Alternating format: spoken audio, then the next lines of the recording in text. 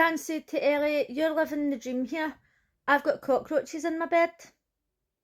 I feel sorry for the cockroaches. Olivia Atwood's Bad Boyfriend Season 2 Episode 5, and it's time to see inside the phones. They want to know why Italo didn't hand over his phone, and they're saying, like, is there something in there that could end the relationship? And he's self-reflecting, and he's thinking, oh, you know, I've not treated her very well, and he's crying. I don't feel bad for him. It's time to reveal what's on their phones, and obviously they have to do that through a game. So Olivia dresses up as a judge, they bring each couple up, the girlfriend asks the boyfriend a question, and then the rest of them have got to decide if they're lying or not, and then she pulls out the phone for evidence. If the group think that they're lying, they get a shock. Anytime I watch reality TV and people get shocked, I don't agree with it. I just don't agree with shocking people at all. But in this case, I'm thinking, what would be better? Chemical castration. Izzy asks Max, what goes on in Thailand? Because I knew what went on before. Is that still going on? Why don't you take me to Thailand with you? And he says, I love it there. It's not the same. Like, when I go there now, I don't do Thai massages. There's lots of things that I don't do that the boys go and do. Do you believe that, though? I mean, she wouldn't know because she's not there, because it doesn't even ask her to go. Olivia pulls out the phone for evidence, and she does say in it, I didn't go through everything for legal reasons. So I'm thinking she must only go through the pictures, Instagram, social media and stuff like that. I don't see why she can't read their messages, because she does say, like, do you want to hand over your phone? And then I feel as if that's them giving her permission to go through everything. But, you know, that's just me. And when they handed their phones over, Olivia says, are you happy for your girlfriends to go through your phone? But it turned out it was her. Obviously it was her team, right? But the girlfriends weren't actually sitting with their phone going through everything. So she pulled up the evidence from Max's phone, and it was basically him in Thailand, pictures with elephants and pictures posing and stuff. Nothing extreme. But Olivia says, oh, it's just pictures of you enjoying Thailand without Izzy. Olivia says, it's just pictures of you, like, living your best life without Izzy. Are you happy? And he says, oh, I really love travelling the world. Now, not that I'm saying that he's not travelled the world, right? Because for all I know, he's been to every country that exists. But let's just say he's been to Thailand and he only goes to Thailand all the time. Would you class that as travelling the world? I wouldn't. Again, that's not me saying that he's not done it, I'm just asking the question. She asked the panel, do you think he behaves when he's on holiday? And most of them vote that he does. Personally, I don't. Another piece of evidence was his best friend saying that if he had to choose between Thailand and Izzy, he would choose Thailand. Daniela asked Akon what he gets up to at these private parties and if he's ever cheated, and he says yes, he has cheated, but not on her. I mean, I don't know the guy, but it sounds to me as if he's doing these private dances. That sounds like an escort to me. Of all the people that I know that have ever hired a stripper, it's always been for a party or a hen night or a birthday or some sort of situation like that. Like, I've seen people get strippers to their house for a birthday party in the house, but not like a one-on-one strip situation. I don't know, it just seems dodgy to me. Have you ever had a private dance in your house for a male stripper? Please let me know. Olivia asked the panel if they think he's telling the truth, and they vote no. So he gets shocked. Also, let me know in the comments what you think of these answers. And there was nothing on his phone. Shay asked Miles if he was ever going to propose, and he says maybe in the future, like, I'm just not sure about it yet. And his evidence was his nephew saying that he just wasn't ready to settle down, but he hadn't done anything, he hadn't cheated on her, he knows better, and they didn't find anything on his phone either. I'm not really the right person to opinionate on this, because as I've said before, I don't believe in marriage. I think that marriage is a massive scam. And also, I would still like to know if she's ever asked him. It was time for fuckface and Ellie, and I'm going to say something slightly in his defence here, don't judge me too harshly, but when Olivia went through his phone, she says, oh, you've liked all these pictures on Instagram, all these girls' pictures. I don't think that's cheating. You're just liking a picture, I don't think it's a big deal.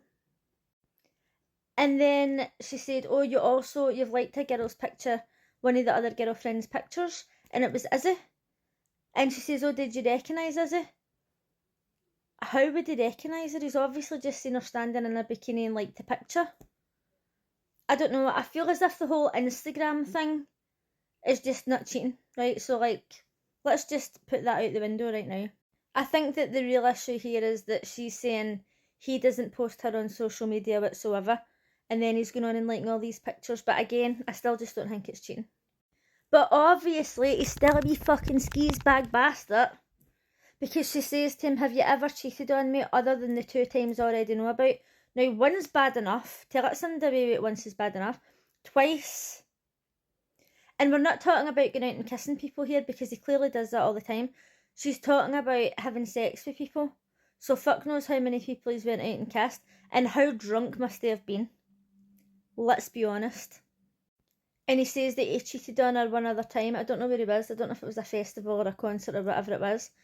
And she says that she was sitting in the parking lot waiting on him coming out for 4 hours while he was in there shagging somebody. And she wasn't even that shocked by it. It was just like, oh, he's done it again. And at this point, the two of them are as bad as each other. And I was talking to somebody in work about this today, and I says, where is her friends? Where's her family? Because I kind of thought, maybe she doesn't have a mum, maybe she doesn't have anybody to talk to. And then the girl says, aye, but he had sex with her best friend, so that's why her best friends aren't standing up for her and helping her. He obviously got shocked, and it's very rare that I see people get shocked, and I think they deserve it. Anthony asked Dylan, are you lazy, useless, or are you just using me? And I think honestly that Dylan is literally just lazy as fuck. Olivia went through his phone and says that she'd found so many food apps, and his Uber journeys were like going to pick up food. And he says, I don't like to use my legs. Dylan's mum was also evidence, and she says Anthony does everything for him. He's kind of picked up where I left off. And that's her fault then. That is 100% her fault. Aye, okay, he's a bit to blame. But let's be honest, if somebody's going to wait after you hand and foot, you're going to let them do it. Well, I probably would, because I'm pretty lazy myself. And on the grand scheme of things, I actually don't think that Dylan's coming across as a bad boyfriend, but it would drive you fucking crazy if they didn't do anything. I mean, he doesn't even run his own bath. Obviously, he didn't get shocked. Veronica told Cheney to admit that he had poor communication, and he did, and he owned up to it, and Olivia didn't find anything on his phone. I didn't expect her to find anything, but then one of the other girlfriends says it's as if she's just looking for problems, and do you know what? It is coming across that way.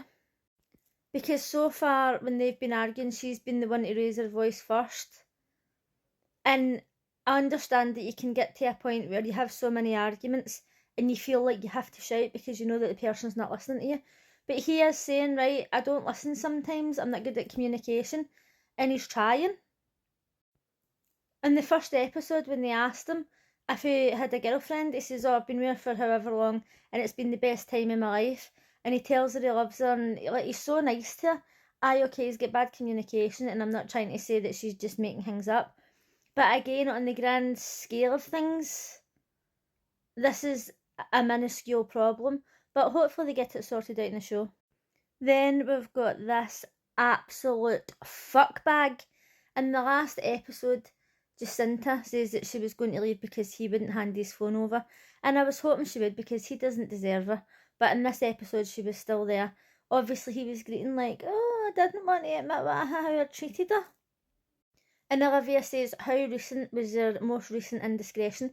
And he said, less than a month. He's known the person for ages, and he's slept with her. And Olivia's saying, oh, like, you're trying to take steps, like you're trying to admit that you've done something and make changes. So then when they had to vote, like, do you think he's going to stop cheating?